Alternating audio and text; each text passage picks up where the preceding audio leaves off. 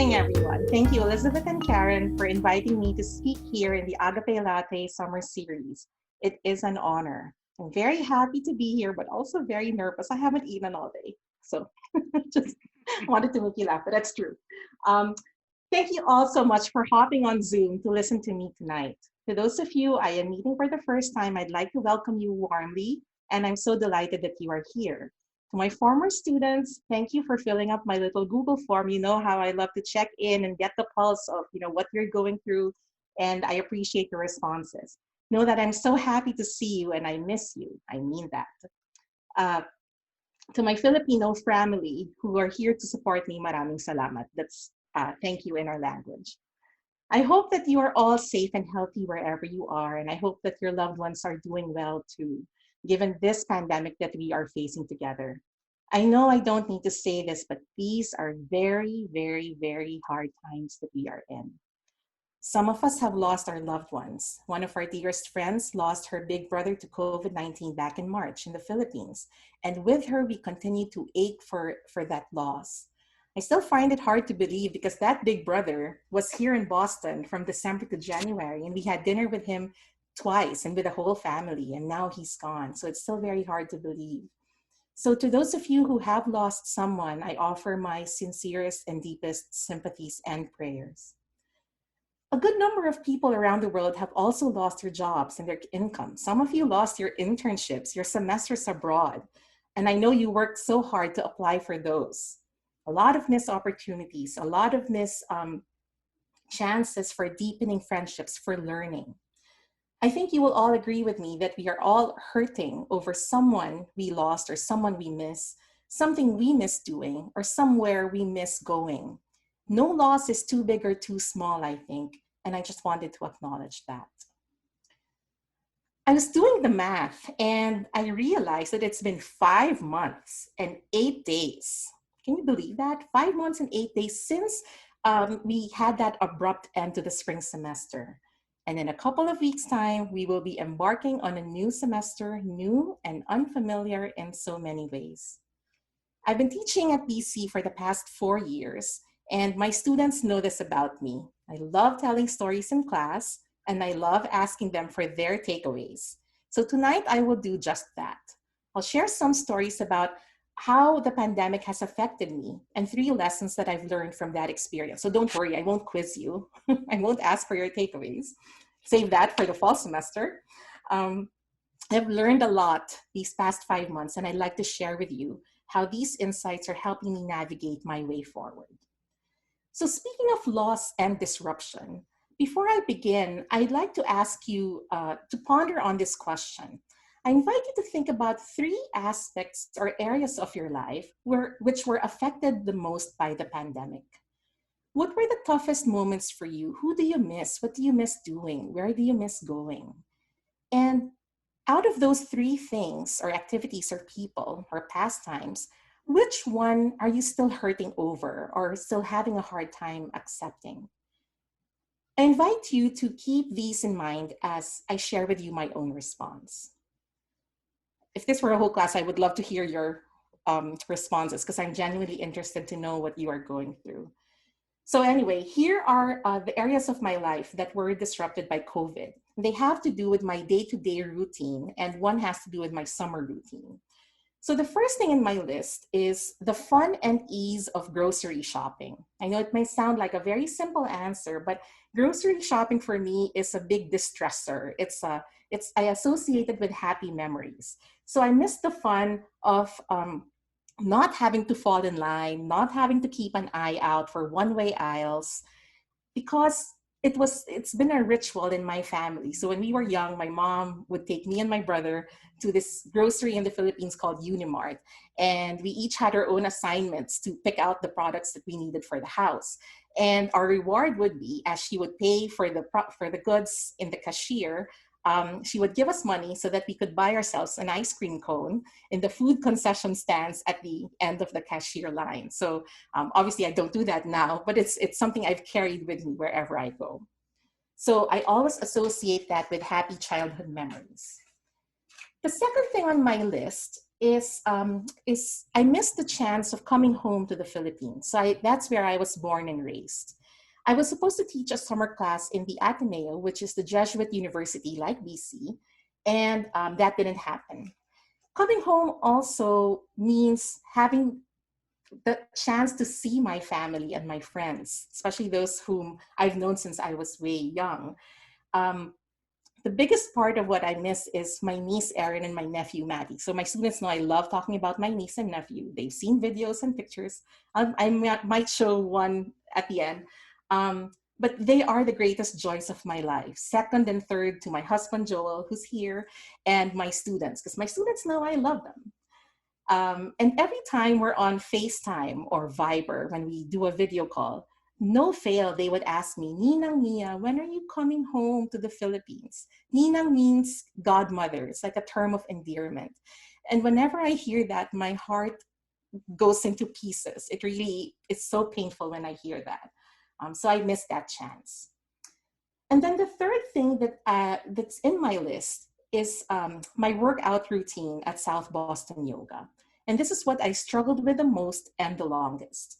I don't do yoga, but I work out with a small group under this trainer whom I adore, I admire, and I love. Her name is Stacy. And Stacy rents one of the rooms in South Boston Yoga. That's been her studio for the past 10 years and my gym for the past 4. It's not a fancy place. It's not Barry's Boot Camp. It's not Equinox. It's not Core Power Yoga, but it's one of the oldest yoga studios in Boston and also one of the more affordable ones. So because of because of the pandemic, they've had to close permanently, and it was very, very sad. This was the toughest for me because exercise is one of the ways I practice self-care. I do it for my own well-being. I do it for my own physical, emotional, mental health. It's very important to me. It's a non-negotiable in my life. One of the areas of my life where I feel most alive is when I do my landmine squats, my deadlifts, and my Turkish get-ups, even if I really don't like that exercise. Do some of you know what Turkish get-up is? Ah, good. Okay, I see Hina nodding her head. I'm glad that you know it. I can only do one side better than the other. Anyway, so unfortunately, so where was I? Sorry. Okay, so it wasn't until the pandemic that I realized how significant this has been in my life. How did I know that? I knew because when phase 2 of the Massachusetts reopening plan came along, my trainer opened up her home garage gym, and I jumped at the very first chance that I could to work out there. When I went there, I saw the lat pull down setup. So some of you may know this if you go to the gym. The lat pull down is a machine where there's a bar with a bench and metal plates attached to the backside. But Stacy's lat pull down system is not the fancy one. It's a makeshift one. It's a pulley system. You sit on the floor when you do it. But when I saw that, I cried. I was so surprised that I cried. And why the tears?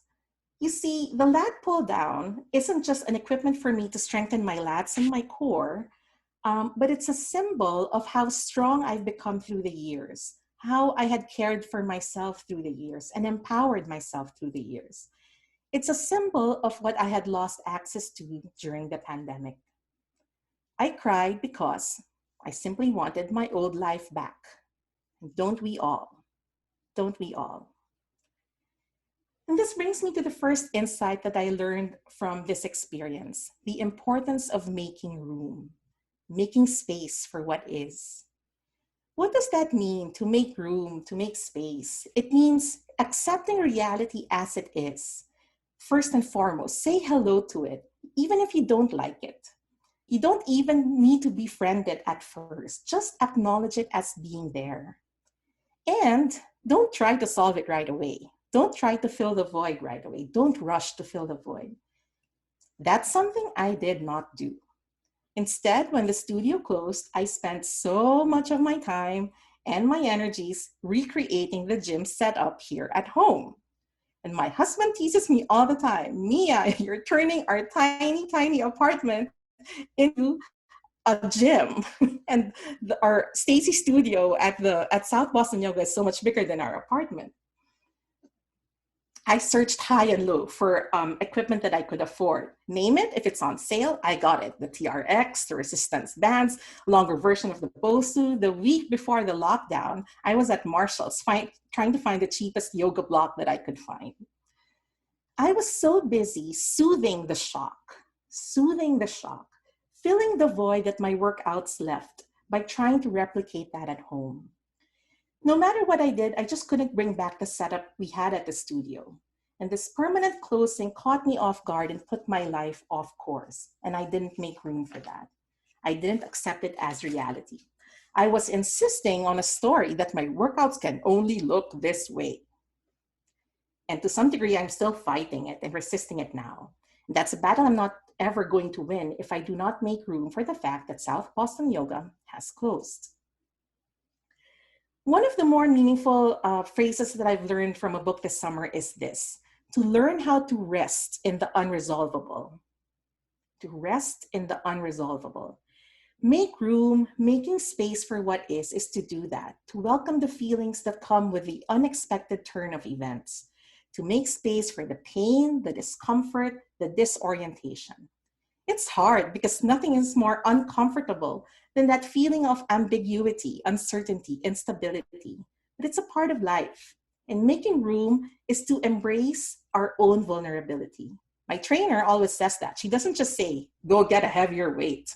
She says, feel your feelings. She's so muscular, but she always says, feel your feelings.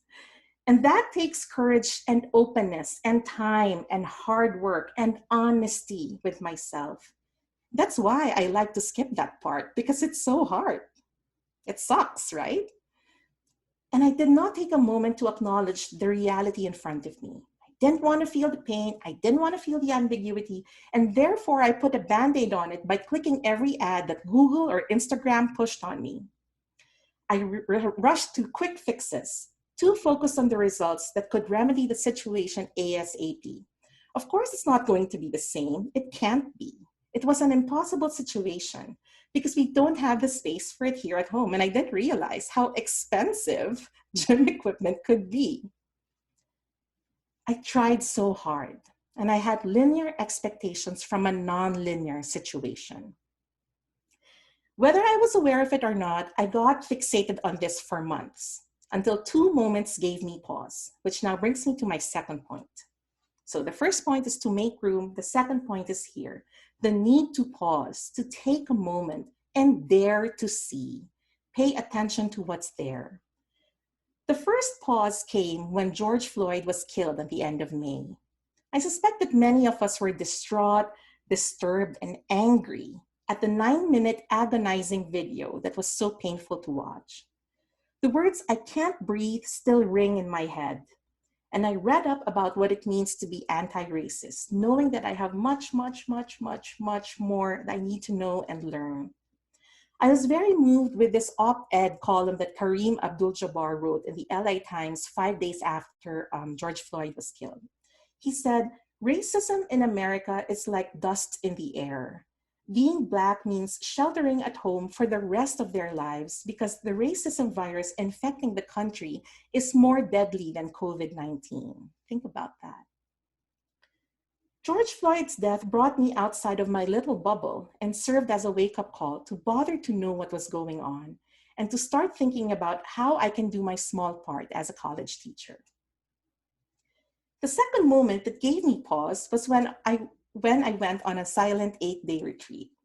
I wasn't too keen on it at first, but I'm so thankful that I ended up going, and this was sometime in July.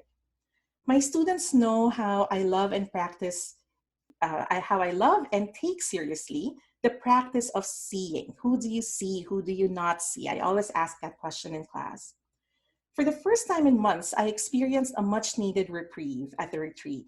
At that point, I was in the middle of a major decluttering project at home, aka cleaning up my mess from the previous semester, while attending online workshops to prepare for this fall. And as you know, Zoom fatigue is a thing, screen fatigue is a thing. So the retreat was a welcome break from that. It allowed me to turn my gaze elsewhere And these are what I spent my time gazing at. So I'll show you a couple of slides, and I would like for you to guess what these pictures reveal. So let me just share my screen. So here are some scenes from my retreat. Okay, so if you can look at the two pictures, this one and this one. So can anyone guess? So go off mute and tell me, what do you think these are close-up shots of? The one on the left and the one on the right. The one on the right is pretty obvious. Trees. Yes, thank you. So the picture on the right is a tree, or close-up shot of the tree bark. And how about the one on the left? Do you have any guesses what they are? What it is? Is it rock? Is it a rock? Ah, yes, good job. Okay, thank you. So from the title slide, I zoomed in on these two patterns that if you kind of look at it, they're very similar, but they're not, I showed it to some friends and they're like, oh, they're both tree barks. No, no, no. One is a rock and one is a tree. Okay, how about this one? Any guesses? What is this? What is this a close-up shot of? The road? Yeah, no, it's not the road, Rajay. Good guess. Who else? Is it water? Okay, water. Who else is speaking? Sorry. Is it sand? No, it's not sand. It is this rock, actually. You see it? So I have another picture. So it's this rock. Someone said it also looks like a Japanese watercolor painting. Okay, this is the third one, and this is my favorite. I made it, sorry, not yet. It's too excited, getting ahead of myself. What is this? It's kind of obvious. I guess, and the best way of putting it is just a cliff. Ah, no, it's actually a rock too on the shore, but good guess. Okay, this is my favorite. I loved it so much, I made it into my wallpaper in my phone. So you get a screenshot of my wallpaper on my phone. So what is this? Is it the sky? Yes, Megan, it's the sky. So it's actually the sunrise sky. And I rotated the photo because it kind of looks like a watercolor painting, right? Mm-hmm. So these were the things in front of me that I turned my gaze to. And here are some more pictures of what I spent time looking at during my retreat. So look at this very old bark and the new life arising on the side. You've got coastal rocks. So this is in Gloucester, Massachusetts, the Jesuit retreat house at Eastern Point. And then look at the cobweb and how perfect and almost so beautiful that is. Okay, so so those were the things that I saw during my retreat. You know, I've stayed in that retreat house many times, okay? But it seemed like for the first time, I saw these things again. I really saw them. Probably if you were there, you would laugh at me because you would see me just standing in front of the tree and just like doing this and just investigating what was in front of me. This summer, I've been reading a book about teaching as spiritual practice. And one of the insights that I learned from there was this. The word attention is from the French verb attendre, which means to stretch towards, to wait, to expect, to wait in expectation for something valuable. And my retreat did that. It gave me the space to stretch towards the beauty of creation, as you've seen in the pictures. It made room, so very much connected to the first point. It made room in my crowded, Zoom-fatigued vision. And it was like I clicked on refresh or reload, the reload button. I stretched toward what was in front of me.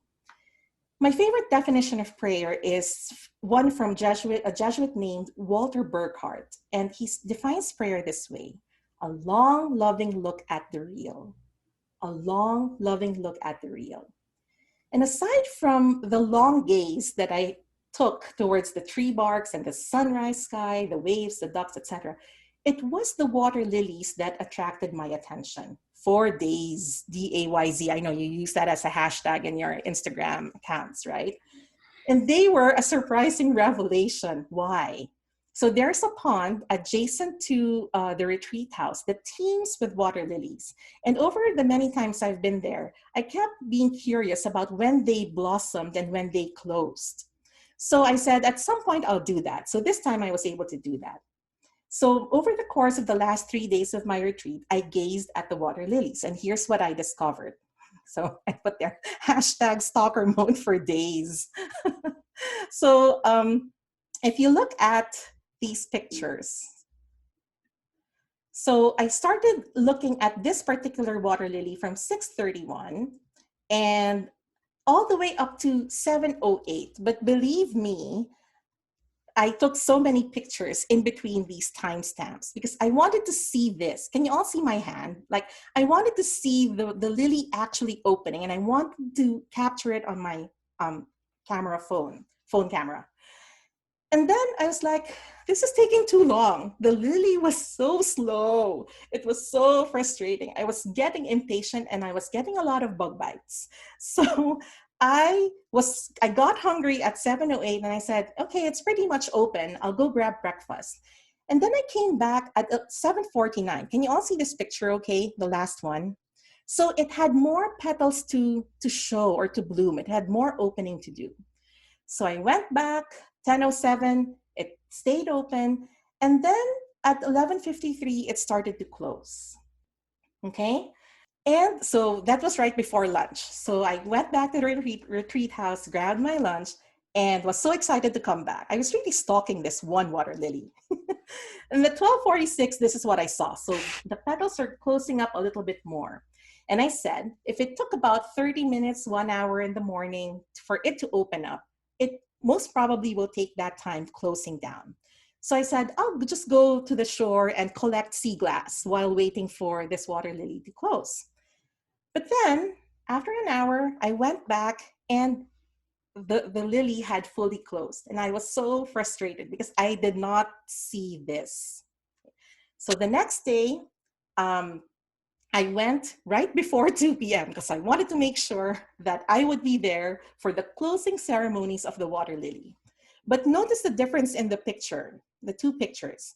This was Monday at 2, and this is Tuesday at 1:57. Now, guess what time the water lily closed on that second day, like this. So can anyone guess what time it fully closed? I kept coming back to give you a clue. It didn't close at 2 p.m., obviously. Any guesses? 2:01. No, Jordan, but thank you. No? 5. So it closed, believe it or not, at 7:05 p.m. 7:05 p.m. Okay, so I'll stop sharing my screen. So it closed at 7:05 in the evening.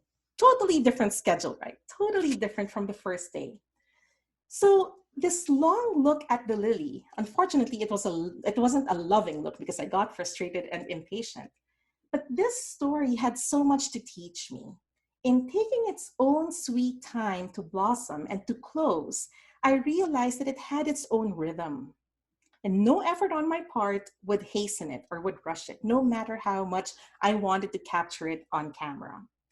The lily didn't care that I was there. It wasn't self-conscious as many of us are, right? I'm so self-conscious now. I'm still like, my heart is still racing. But it was just unraveling its own beauty in its own time.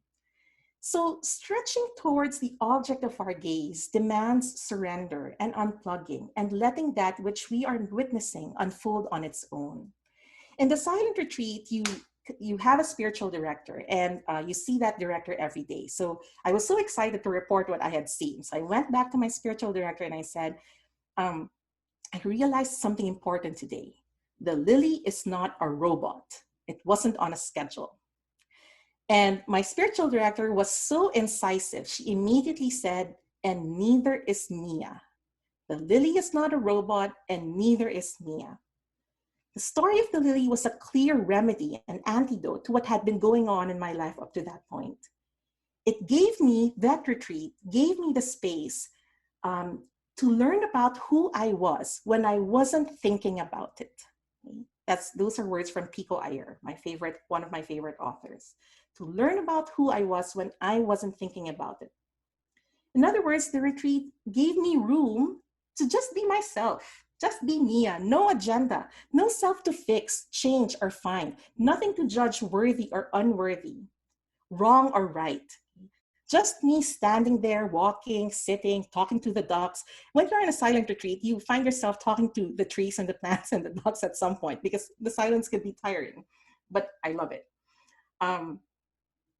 And taking my own sweet time without anyone demanding anything from me, including myself and especially myself. We all know how critical we could be of ourselves, right? And just like the water lily, it was saying to me, the lily was saying to me, be like me, be yourself, take your time, just be. And so gazing at the water lily allowed me to gaze at myself in a deep. So what do I do now that I've made room, or well, I'm still making room, and after what I have dared to see, what I have paid attention to? This brings me to my third and last point. I see that as a chance to pivot and update my life story. The chance to pivot and update my story. What I've made room for, what I have seen, now become ingredients I can use to re-author, to rewrite the story of my life. A very wise friend of mine and of many of us here is Father Francis, who's a Filipino Jesuit. And he taught me where the word author comes from. It's from the Latin word auctor, which means someone who originates or creates or makes something. But he says auctor is more than that. It's actually linked to the Latin verb augere, which means to cause to grow, to augment, to supplement. It's like a gardener who seeks out drying roots, waters them well, and who ties splints to saplings so that the stems won't break. I've heard that some of you have been getting into gardening because of the pandemic. So this is probably a metaphor that you can relate to. Sadly, I don't have a green thumb. I took care of a succulent in the beginning of the pandemic and it died. So sorry to my students who love succulents, because I know some of you love that. So note that in what I just said, there's an element of healing, of reparation, of making whole. So a person who authors his or her story is called to be honest, to acknowledge the brokenness within, and to try to repair that. In other words, I am called to incorporate what I've made room for, what I have seen, what I have paid attention to, no matter how painful it is. And I'm invited to weave those into the story of my life, because what I have seen, if I've really seen them, they become a part of me. If I've really seen it, it becomes a part of my story. I cannot unsee it. I can use what I have seen and what I have heard and realized to update my story. And isn't this what Jesus did? He made room for people in society who did not belong, whom society did not have room for nor make room for. Jesus made space for them, paid attention to them, stretched toward them, helped them arrive at new conclusions about themselves so that they didn't have to get stuck to be seen as one way, the blind, the leper, the sinner, and the story that they learned to live with all their lives, that they did not belong. He was making it possible for the outcasts to re-author their stories, and he did so by healing them, restoring them their sight, their well-being, making them whole. And good, effective updates do that, right? They invite us away from our patterns and the sticky narratives we subscribe to about ourselves. And all of these insights, I think, point to what wholeness means. The goal in life is to be happy, yes, but now more than ever, I think the greater goal we can aim for is to be whole. It's not about being perfect, because wholeness has room for happiness. It has room for weaknesses, for failures, for mistakes, for life's unexpected twists and turns, like the pandemic. Wholeness is about pursuing and living according to what gives us meaning in life. And it's a much kinder approach that we can have to ourselves. I still have other suggestions, but I'll leave them for the Q&A because I went over time, and I'm sorry, Elizabeth and Karen, for that. But I hope you picked a lesson or two from the sharing that I gave. Thank you so much. Hi, Professor Cruz. I really enjoyed your talk. Thanks. Hi, Ethan. Thank you. I'm curious, like, what your results were from, I don't know, hearing from other people. Do you find, I know you mentioned exercise. That was something that I mentioned. I didn't know if you find that a lot of us are like dealing with the same kind of pains that you're dealing with. Yes. So if this were in class, I would give you the results, right? I would give you the trending answers, as you know, I love to do. Yes, there were a lot of similarities in the responses that I got. And most of them have to do with, the pandemic robbing us of good memories that we can create, the missed opportunities for travel. Some have lost loved ones. And also, I think the most common thing was the people missing connecting and reconnecting with their friends and seeing new places with them. Yeah. So I think we're all, though it's so difficult what's going on, we're all going through the same things, at least most of the time together, and in a way it's strangely comforting, but also very, very sad. Other questions? I have one. Yes. Hi, Mary Claire. Hi. I was just wondering, like, if you could try to pinpoint it into like one sentence, what would you go back and tell yourself on March 11th when you were like kind of worried and afraid about what was to come? That's a very good question. I think what I will say is, do you mean for myself or for my students? For yourself. Okay. Oh my gosh. So many things are coming to mind. But the first thing that comes to mind is, it will be okay. It will be okay. I know it sounds simplistic, but to really believe that takes a lot of faith, right? It takes a lot of trust, not just in God, not just in the people I love and those who love me, but trust in myself. And most of us, need a lot of work in that, to learn how to trust ourselves, that we can do hard things, we can endure hard things, we have people who support us, who can help us along the way. And yeah, so I'll relate it back to one of my favorite things to do, right? So I lift weights. And so when my trainer says, go pick a weight, and I'll always pick the 20 pounds, knowing that I can do the 30 pounds. But I always am scared to pick the 30-pound weight because it's so hard to do floor presses and chest presses with them. But she always reminds me, you can do that. It'll be okay. Especially if you practice, and especially I think if you, make room, if you, take the necessary pauses. And if you always have that room also for hope that things could be better, even if they are hard now, it will be better. It will be okay. I hope that's helpful. Yeah, that was great. Thank you so much. Thanks, Mary Claire. Mia, so we have one question in the chat box. Oh, sorry, I didn't see that. Yeah. It's from Peng and Katie. So the question is, Mia, I know you as a person who likes being in control. How do you deal with the loss of control or the unpredictability of this pandemic? Thank you. Thank you, Peng. So Peng is a friend of mine from grade school. She's a biologist here in Boston, and Katie is her daughter. So yes, I like to control. My husband is laughing. Look at him. Because I like to control things at home. And my workouts too, obviously. But one thing that I learned from my mentor is how she loves the word influence over control. There are many things that are outside of our control, but there are aspects in our lives where we have influence over. So I would use that as a way to navigate, the ambiguity that we are being asked to tolerate every single day since the lockdown, right? So what areas of my life can I have influence over? What areas in my life can I still be creative with and be productive with? I know the other speakers have touched on this. Dan Ponsetto, Mike Serrazio, Miss Smiley, they've all spoken about the need to slow down. I think if you've attended these Agape Latte summer series, we've all talked about that. And I think when we slow down, when we take those necessary pauses, they help us see better. They have a clarifying way of helping us identify the priorities. Oftentimes when we want to control something that's out of fear, right? Because it's actually a mechanism we use to protect ourselves from being hurt, from being abandoned, from being, disappointed. But what I said about pausing, the surrender that comes with it, the letting go, that's a tough lesson for me to learn, and I'm still learning it. But I think I know and I'm able to identify which areas of my life I have influence over, and I'm able to work on that. And also one thing I would add to that is, we try our best, right? Every day we try our best.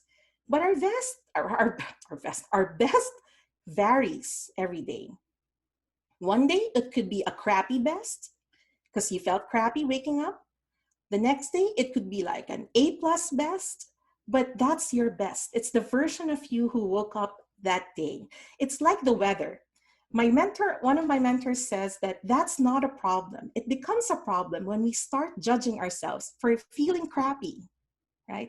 But when we know that our best varies from day to day, and as long as we, again, back to what I was saying to Mary Claire, to trust ourselves, then we can be kinder to ourselves in saying, I've done what I can. Not everything is within my influence, so know that I didn't use control. And we can just, try to practice that a little more each day. I hope that makes sense, Peng. So I was wondering if you had any advice or suggestions for BC students coming back to campus, or even those who are staying at home this coming semester, like maybe what you would say to us as students when like we're waiting for our own metaphorical lily to bloom. Like in this pandemic, what can we do going forward while we're waiting? Like how can we fill our time? What should we be striving for? What should we be considering right now? Thank you for that question. Can I just say, I love that you said, waiting for the metaphorical lily to bloom. And I just thought, I've been teaching 4 years, and it's been such an immense joy for me to witness each of you lilies, especially even the ones I don't know, to bloom. My students know I like to keep in touch with them. So whenever I get an email, especially this pandemic, but this summer, about what they've been doing, I'm seeing that even if we're all locked down, I'm seeing you continuing to bloom. Okay, so that's the first point. Okay, so my second point here is to respond to Becca's question. What are my suggestions for life in campus? So I do have a few, okay, in terms of the 3 points that I gave. First, to make room. I invite you to embrace the non-linearity of life, especially at BC as we know it. It will be uncomfortable. We'll have to wear masks all the time. And by now that's not the best feeling in the world because we can get sweaty. It feels restraining, right? That you're confined to a very small space. So it will require a lot of us, but we need to make room for that. There's just no other way. The way to it is through it. And then in terms of my second point, to pause and dare to see, I'm not asking everyone to go on an 8-day retreat, okay? So because I know not everyone, it's not for everyone. But I would like to ask you, and I ask this of a lot of my students, is to take the necessary pauses within each day.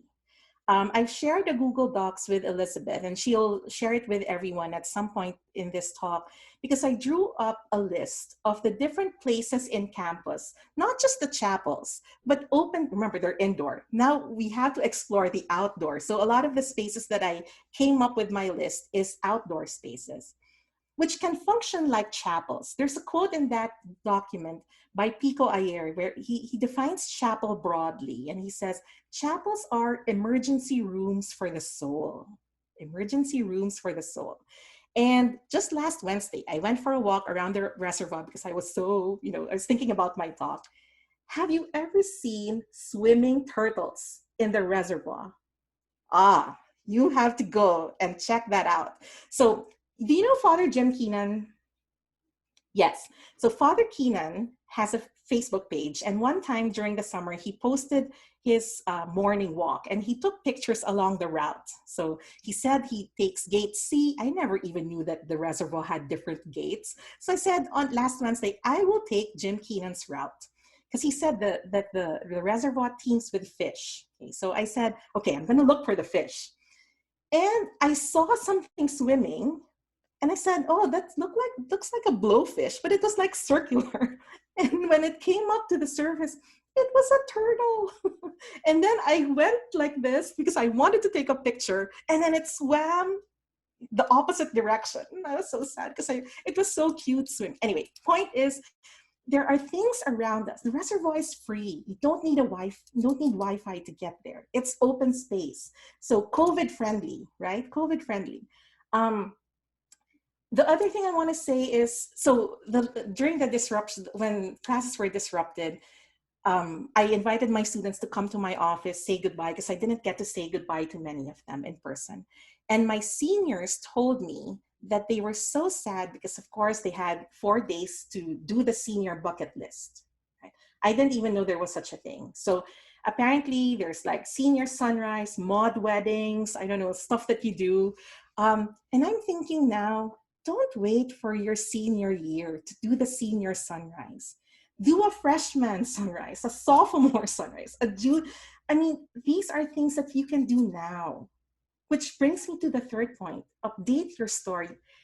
College life it can't just be experienced in one way. We have to give that up. We have to make room for that reality. Um, and life isn't out there. Don't wait till after the pandemic to live your lives. Life is happening now as we speak. So live your life now. Make it meaningful for you as a student. It will be different. It will be hard, but it's something that you can do. It's within your influence, as I mentioned earlier. Okay, so yeah, so binge on not just Netflix, but nature. I've always been drawn to blue and pink. I'm never a pink person, but lately blue and pink I've been drawn to. And I'm thinking, oh, the sunrise is blue and pink, and I love sunrises. So what are your favorite colors? Seek them out in nature. It's been proven nature can make us creative, it makes us healthier, it calms us down. Use that to your advantage. And the rest is a good place to do that. And there are many other pockets in campus that's in the document where you can go. The Pine Tree Reserve is another one. By the Newplex, have you been there? There are benches there, the pine trees. So I'm a water person, but lately I've been appreciating a lot of trees, as you saw from the pictures. And I can never see the tree barks the same way again because of the thing that I did in the retreat. But anyway, so that's my long answer to Becca's question. Thank you, Professor. You're welcome. I have a question, Professor. Yes, Christian. It kind of touches on both your previous answer and also the part of your presentation that resonated with me the most was your phone screen background of the sunset that was beautiful as a whole picture, and then you shrunk it down and tilted it to make it your screensaver. I just want to ask you how you would recommend for all of us in the various stages of our lives that we are in to like tilt our heads, to change our perspectives, because I find that very often, at least for me, you know, you go into college, you have a certain major, you have a certain goal in mind. Yes. And it might be hard to frame shift and look at things differently. I was just wondering how you suggest kind of beating against that trend. So what I would say to that is to resist rigidity. Okay, I know that's not easy, and the pandemic has given us many chances to do that, right?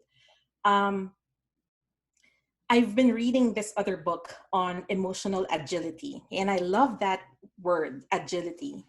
We're being asked to be a student, not just in the classroom, but on Zoom. I'm being asked to be a teacher, not just in the classroom, but on Zoom. I never signed up for that. You never signed up for that.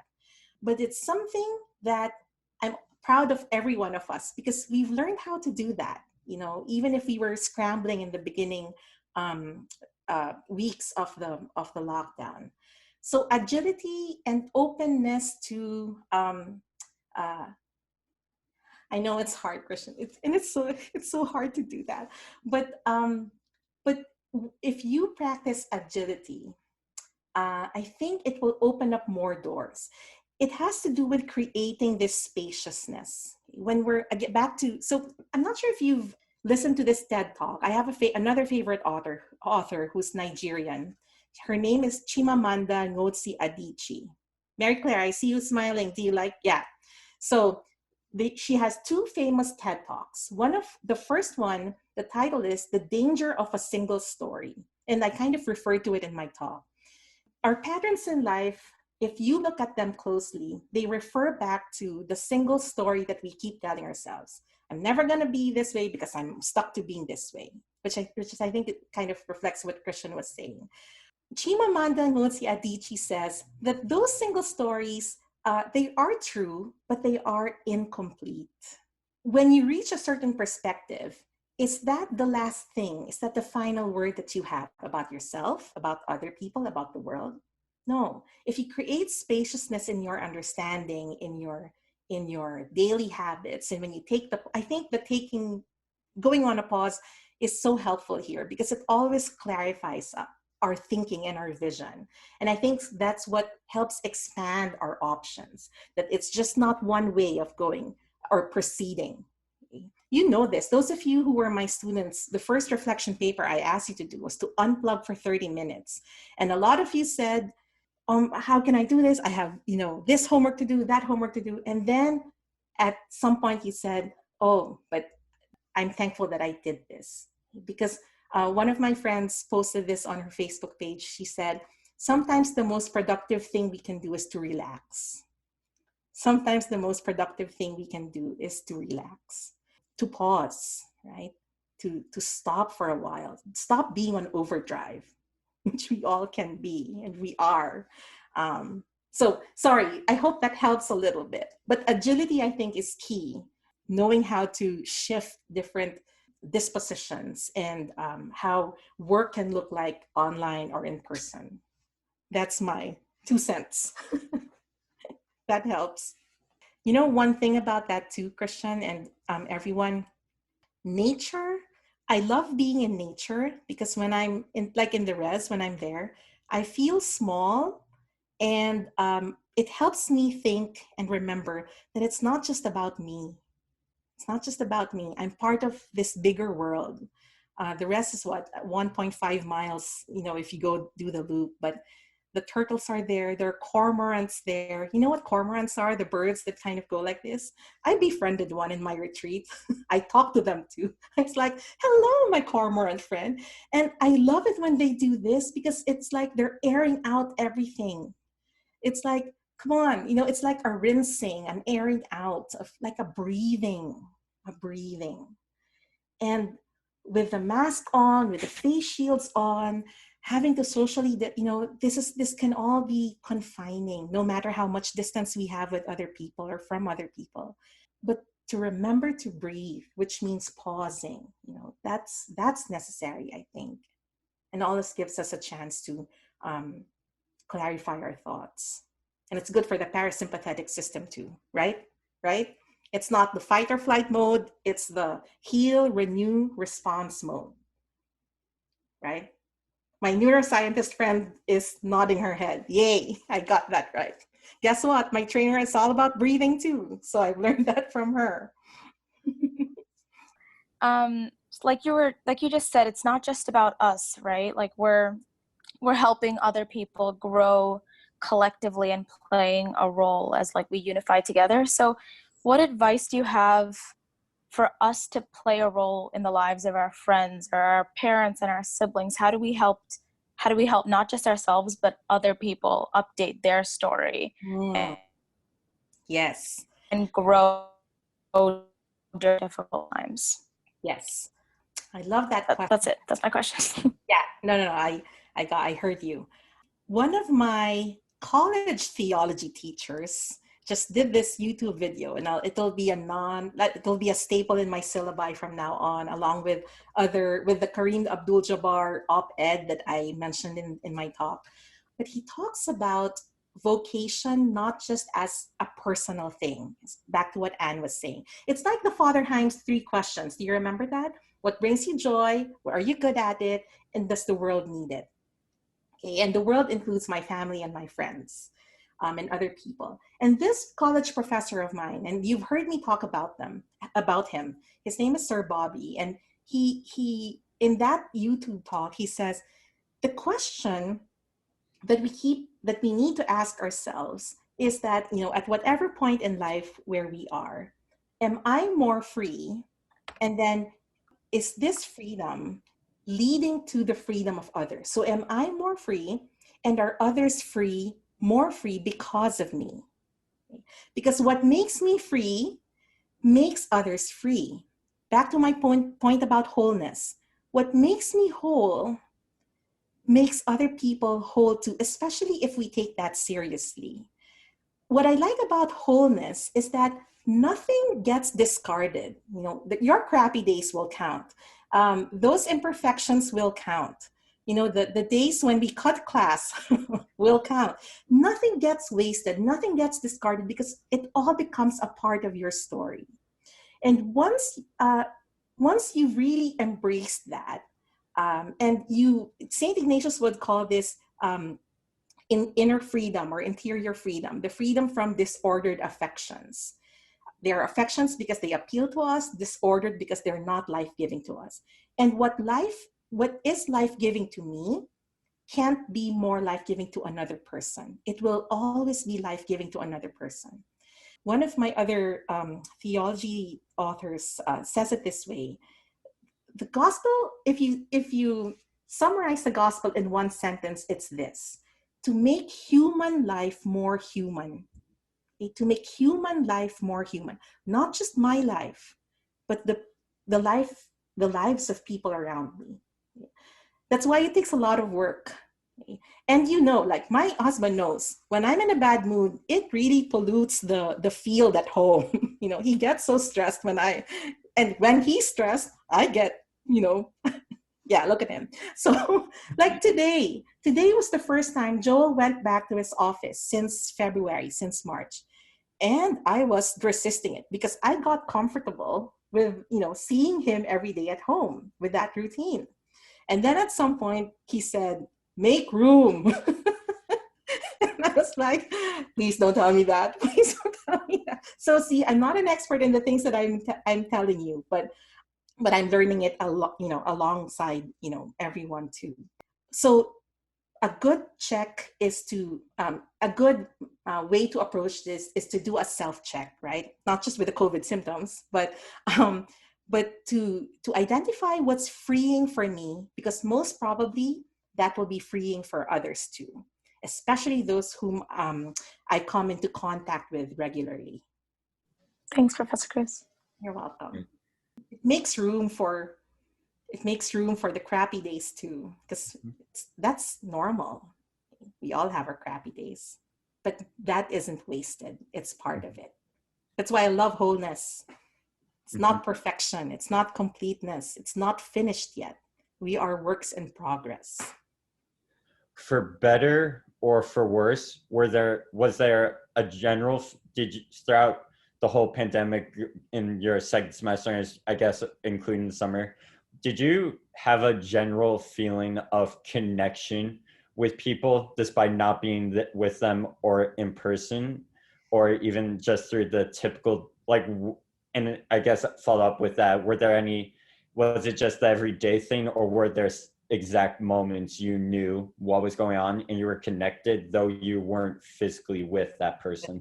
Yes. Yes. Actually, ironically, it was during my retreat.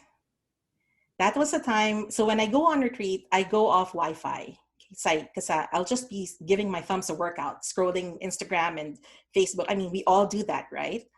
But during my retreat, even if I wasn't talking to anyone, I think just someone told me once before, memory is the simplest form of prayer. Memory is the simplest form of prayer. And I think when I call to mind the people I promised to pray for, the ones who have helped me along the way, my students are a big part of that. It was just because I didn't have Wi-Fi, it created that room, okay, for me to think about and pray for and just remember these special people in my life. That's one. And then, of course, we had a family Zoom just once, over the summer, my mother's side, the typical video calls with my sibling back home. That always helps. My niece Erin and my nephew Matty are also grown up now. But yeah, so the typical technology helps, definitely. But I think it was during my retreat when I felt that most. Yeah. Thank you. You're welcome. I hope that's helpful a little bit. Definitely, yes. Thank you so much. Thank you. So I just want to leave you all with, well, first of all, thank you for being here. Thank you for your questions, for thinking this through with me.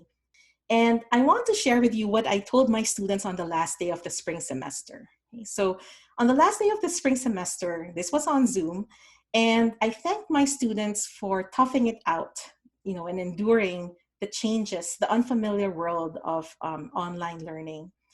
And I thanked them because they gave me a reason to wake up. The pandemic was hard, but I told them, you saved me. You saved me. Because knowing that I had a clear purpose every day helped me live through the pandemic. It's still helping me now. So I just want to say that my students give me purpose, and I'm not the best teacher. I have a lot to learn. I'm very insecure. I have my own doubts, but it's because of my students that I keep doing what I do. And I want to say to all of you, even if you're not my students, that I'm very proud of you. I'm very proud of you because you have had the courage to endure the spring semester. We will have to summon that same courage or even more for this fall semester. But along with the courage and the openness, I ask you to muster also kindness and wholeness towards yourself. Be kind to yourself, especially as we navigate this unfamiliar world of learning in school with masks and face shields and all. So thank you so much. Thank you so much for being here tonight.